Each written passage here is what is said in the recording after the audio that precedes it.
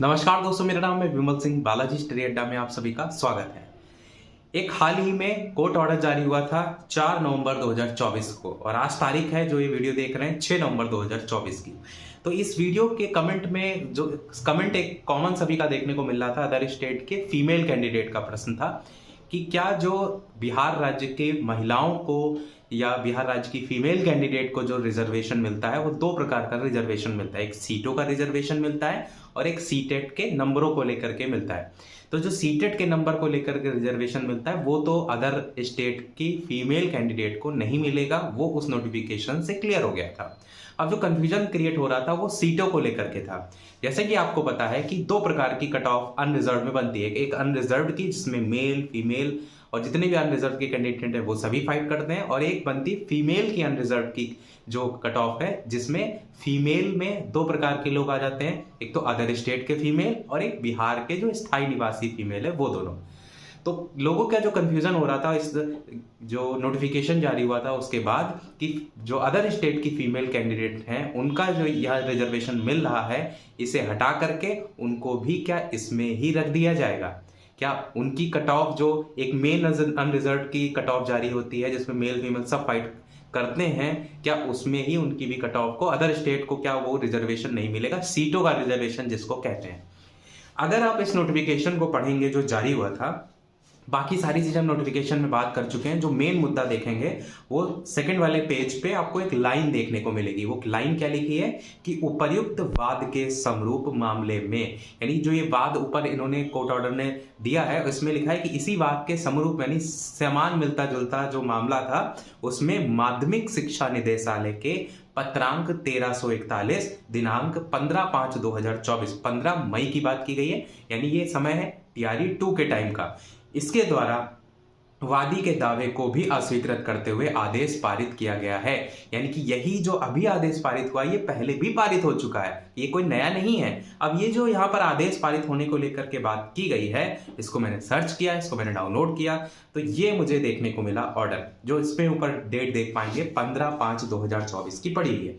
अब यहाँ पर अगर आप इसे पढ़ेंगे तो वही सारी चीजें लिखी हुई हैं जो अभी कल परसों में जो जारी हुआ है ना कोर्ट ऑर्डर, सेम वैसे ही देखेंगे। इसमें वही लिखा है कि माननीय उच्च न्यायालय द्वारा पारित आदेश के अनुपालन के लिए आवेदिका द्वारा समर्पित जो अभ्यावेदन था उसकी सुनवाई हुई, जिसमें 6 से 8 के लेवल की बात की गई है कि सीटेट की परीक्षा में 60% से कम होने के कारण काउंसलिंग को रोक दिया गया, और यहाँ पर जो 89 पर नंबर थे उनके थे और 55% से अधिक का लेकर के जो सामान्य जो कैटेगरी की महिला अभ्यर्थी हैं उनको जो है वो रिजर्वेशन मिलता है। उन सारी चीज़ों का सेम वैसे ही जिक्र किया गया है, और यहाँ पर सेकंड पेज में भी जाएंगे तो यहाँ पर यही बताया गया है, देखेंगे ऊपर जो सामान्य प्रशासन विभाग द्वारा राज्य के मूल निवासी ही बिहार अधिनियम 3 1992 के अधीन राज्य में आरक्षण का लाभ प्राप्त कर सकते हैं। यहाँ पर भी सेम वही अधिनियम का जिक्र किया गया है जो आपका कल परसों जो जारी हुआ था कोर्ट ऑर्डर, उसमें भी वही सेम अधिनियम।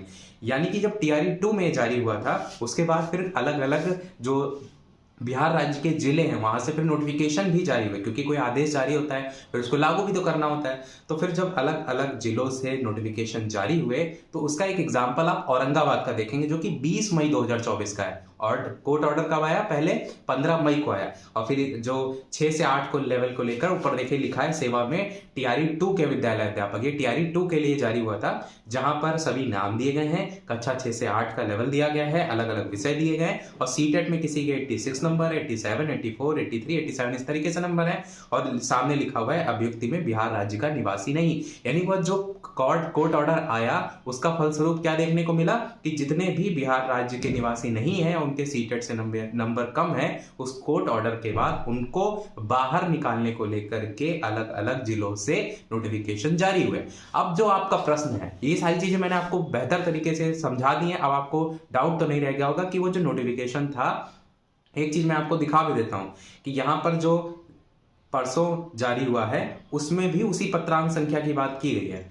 ये जो नोटिफिकेशन जारी हुआ है 4/11/2024 वाला, इसमें भी सेम पत्रांक संख्या की देखेंगे ऊपर सेम जो आप कहेंगे अधिनियम है उसकी बात की गई कि सामान्य प्रशासन विभाग द्वारा भी प्रावधानित है कि राज्य के मूल निवासी ही बिहार अधिनियम 3 1992 के अधीन राज्य में आरक्षण का लाभ ले सकते हैं। यानी यहाँ पर भी सेम अधिनियम की बात की गई है, और जो टीआरई 2 में आया था वहां पर भी सेम अधिनियम की बात की गई थी। अब सवाल उठता है आपका, जो आप कह रहे हैं कि क्या जो महिलाएं हैं अदर स्टेट की उनको रिजर्वेशन से हटा दिया जाएगा, तो ऐसा कुछ नहीं है, वो केवल सीटेट के लिए ही है। अगर हटाना ही होता तो क्या टीआरई 2 से ये जो बिहार राज्य या अदर स्टेट की फीमेल कैंडिडेट हैं उनको फिर नहीं हटाया जाता? क्यों केवल सीटेट के बेस पर ही अलग अलग जिलों से नोटिफिकेशन निकाल करके उनको हटाया गया?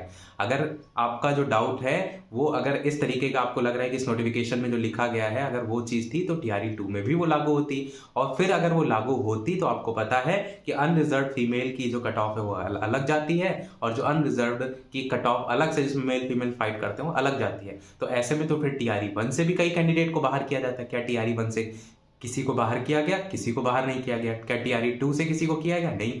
तो केवल किस बेस पे बाहर किया जा रहा है? जिनके भी सीटेट में 90 से कम है अदर स्टेट की फीमेल कैंडिडेट को वो रिजर्वेशन केवल नहीं मिलेगा इस नोटिफिकेशन के अकॉर्डिंग।